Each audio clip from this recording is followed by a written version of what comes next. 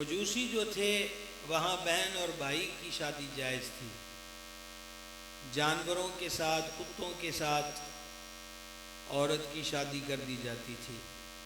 سرکار تشریف لائے، عورت کو اس کا صحیح مقام بخشا، بیٹی اور بہن کے روپ میں آئی تو جان عالم علیہ السلام نے فرمایا، مفہوم حدیث ہے، جس کی 3 بیٹیاں ہوں، اور ساتھ ہی ایک حدیث میں بہنوں کا ذکر ہے کہ جو 3 بیٹیوں یا 3 بہنوں کی آزمائش میں ڈالا گیا، یعنی جس باپ کے کندھے پر 3 بیٹیوں کی پالنے کی ذمہ داری آئی، یا جس بھائی کے کندھے پر 3 بہنوں کی پرورش کی ذمہ داری آئی، اس باپ اور بھائی نے اس کو نبھایا، یہاں تک کہ وہ بیٹیاں اور بہنیں باپ یا بھائی کی خدمت سے بے نیاز ہو گئیں، مطلب یہ کہ وہ بیاہ کر اپنے گھر چلی گئیں، تو سرکار نے اسے جنت کی ضمانت عطا فرمائی۔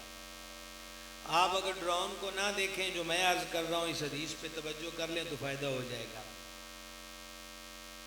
عرض کی جس کی 2 بیٹیاں ہوں، فرمایا وہ بھی پالن پوشن کرے تو اس کے لیے بھی جنت۔ عرض کی 1 ہو تو فرمایا اس کے لیے بھی جنت۔ تو آپ یہ دیکھیں کہ بیٹیاں ہماری ہیں اور فکر رحمت عالم علیہ السلام کو ہے۔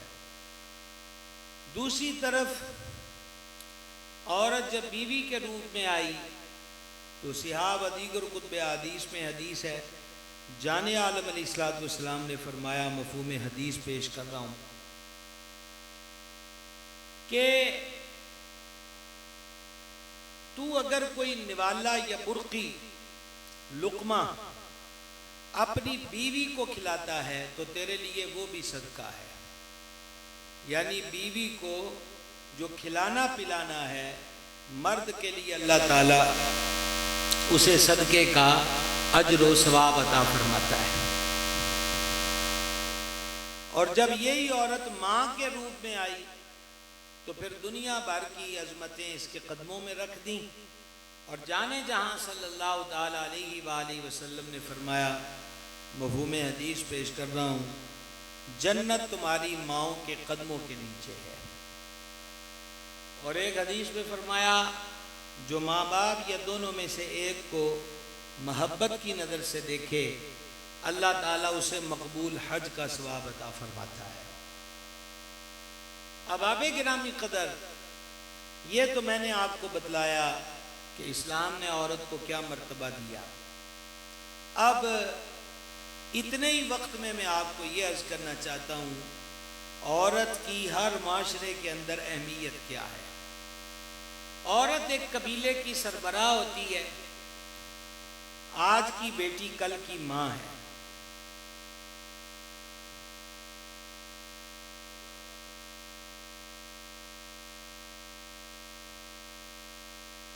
آج کی بیٹی کل کی ماں ہے۔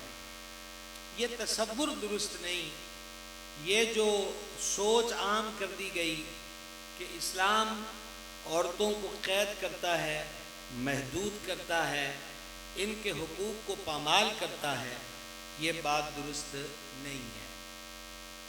اسلام عورت کو حبس بے جا میں نہیں رکھتا، اسلام صرف اتنی ترغیب دیتا ہے کہ عورت کی عزت محفوظ رہے۔ آپ اندازہ کریں، نبی پاک علیہ السلام نے مولا کائنات کرم اللہ تعالی وجہ الکریم سے فرمایا، خطاب مولا علی سے کیا، تعلیم بقیہ امت کے لیے ہے کہ اے علی، اگر پہلی نظر عورت پر پڑی بے ارادہ، جس میں بندے کا قصد شامل نہیں، تو اللہ اسے تو معاف کر دے گا، لیکن پھر ارادے کے ساتھ غیر عورت کو دیکھا تو اس پر اللہ گرفت کرے گا، مواخذہ فرمائے گا۔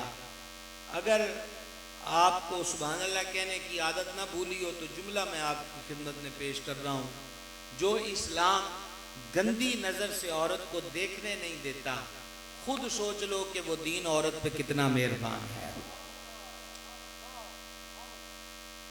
یہ تصور غلط ہے میرے بھائیوں اور بزرگوں۔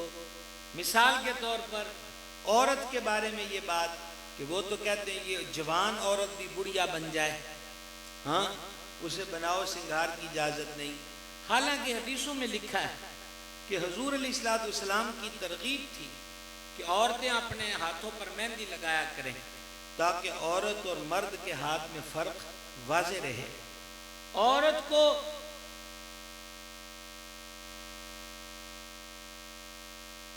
زیور کی اجازت ہے، زیور پہنے، گہنے پہنے، چوڑیاں پہنے، اسے اس کی ممانعت نہیں.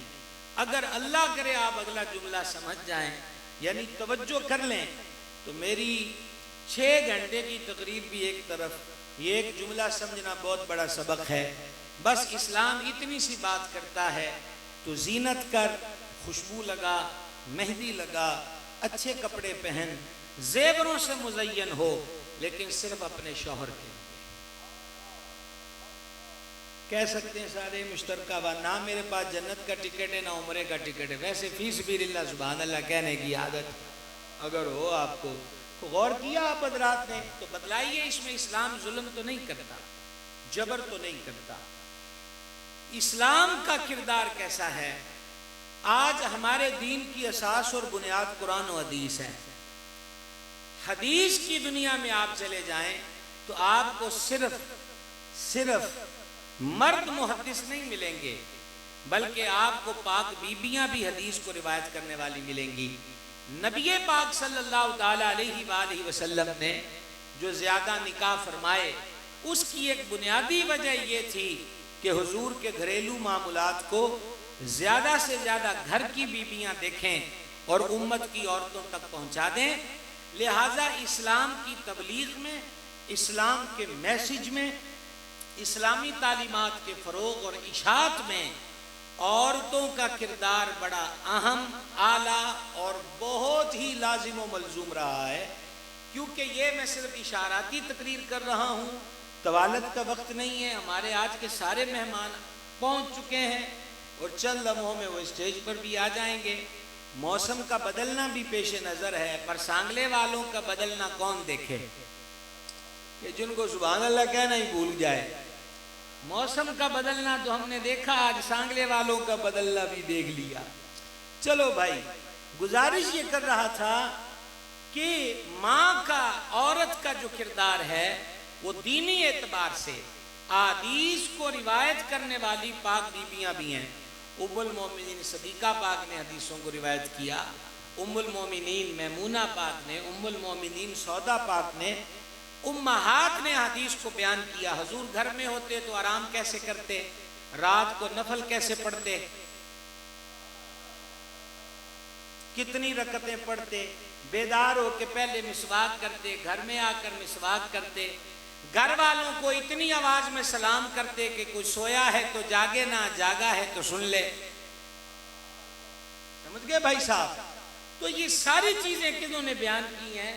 ان پاک باز، پاک چینت اعلیٰ کردار بیویوں نے.